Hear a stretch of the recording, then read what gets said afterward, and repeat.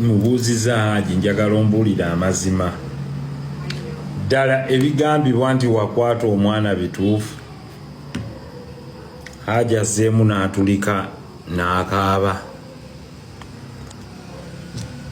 N'agaasandikaabye nti ekinkaabya kirina kye kigamba.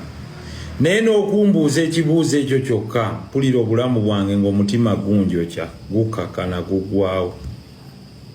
Nti omuntu yandikusibyeko oba ogw'obutemu oba ogwaki, n'atakusibaako kigambo kigaa nti Wakwata omwana.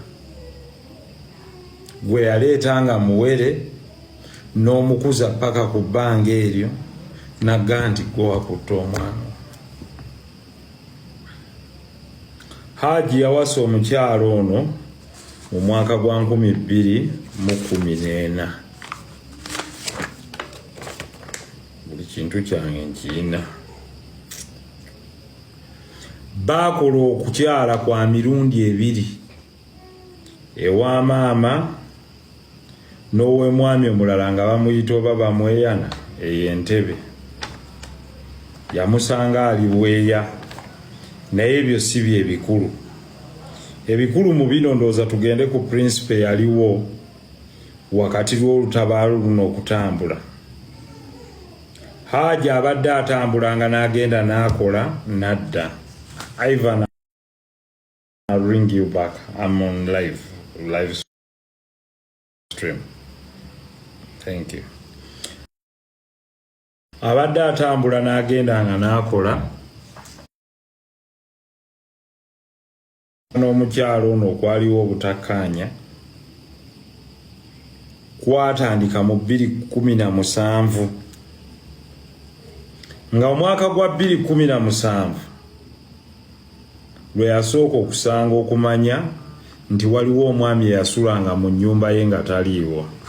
Seeka ndi ku live stream nja kukubira neyanzi. Ndi ku live stream nja kukubira. Lwe yasooka okumanya nti eriyo omwami wabadde tabeera asula mu maka ge, bwe yakomawo n'asanga omukyala nga taliiwo, kyava abuuza abaana ne bamugamba waliwo yagenze ne ddadi omulala abadde asulawo.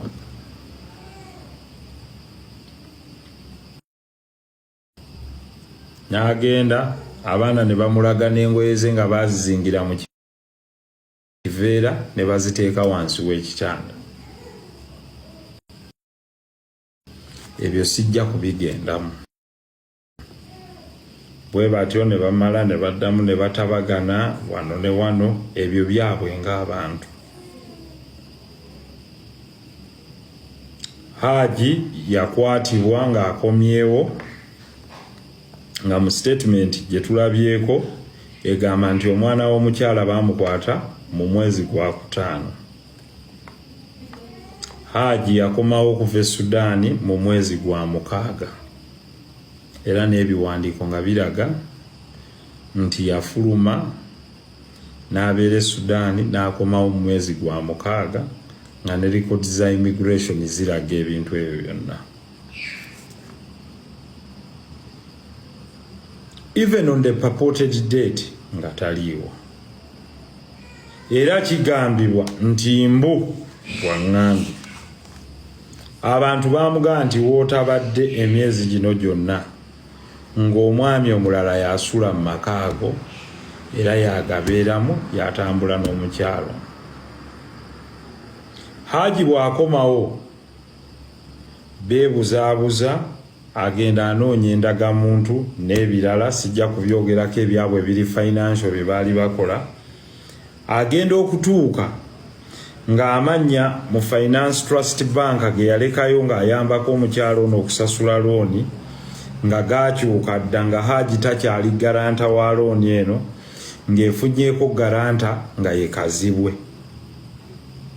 Era nga n'amannya ga mukyala we gakyuse nga kati ayitibwa Kazibwe. Kyava amubuuza, nakuleka gwe Mwizerwa, zuula, wafuuse ddi Kazibwe?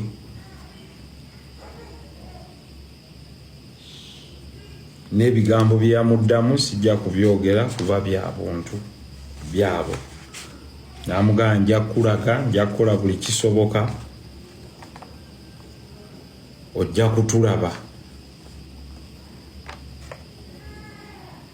Hajji kyava agamba ng'okuva edda bwe yali akola nti nkuwa eki mu bulamu bwange ompa emirembe gyange. Omukyala kyava amugamba nti ojja kumpa ennyumba ey'emutundwe ne $2,000,000 nga bakwata Hajji bamuggalira ekajja nsi. Bwe bamuggalira mu police cells yamalawo ennaku 5, ennate ekajja nsi ennaku 8, ennateete ennaku 5, ewamu ennaku 13. By this alone it is a violation of his right. A violation of his right as an accused person. Kubanga bamala ennaku zino zonna nga tebamutwalanga mu kkooti, nga tebalina musango gwe bamuvunaana.